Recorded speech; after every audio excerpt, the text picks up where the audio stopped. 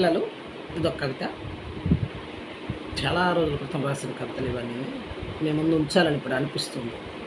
చాలా పుస్తకాలు పంచాను, కానీ ఇంకా యూట్యూబ్ అన్నది ఒక నాకు మంచి మాధ్యమంగా ఉంది. సో ఎంజాయ్ చేయండి, వినండి. ఇది ఎంజాయ్ చేయడానికే కాదు, ఆలోచించే విధంగా కూడా ఉంటుంది.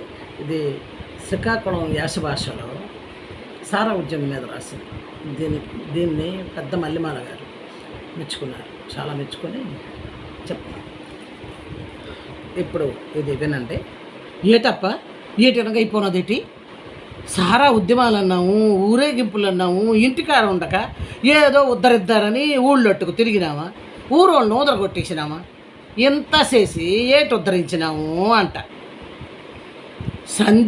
సందులున్న సారా దుకాణానికి వెళ్ళి చల్లగా తాగిచ్చేసి మనువాడినోడు మళ్ళా పైసల కోసం మక్కిలు ఎరగదంటున్నాడు. సారా మీద ప్రేమతోటి సర్పం నాటి సర్పంచ్కి సలాం చేసి గులాం అయిపోతున్నాడు అని, కానీ లేకపోతే ఆ ఊసే ఎత్తకపోదు. ఎంత చిత్రమైపోతుందని నాకెరికేటి. సందునున్న సారా దుకాణాలు ఈకేసి ఇంటింటికో ఇసుకీ దుకాణం పెట్టేస్తారట.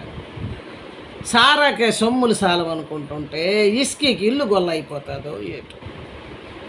సారాకే సొమ్ములు సాలవనుకుంటుంటే ఇసుకీకి ఇల్లు గొల్ల అయిపోతుందో ఏటో.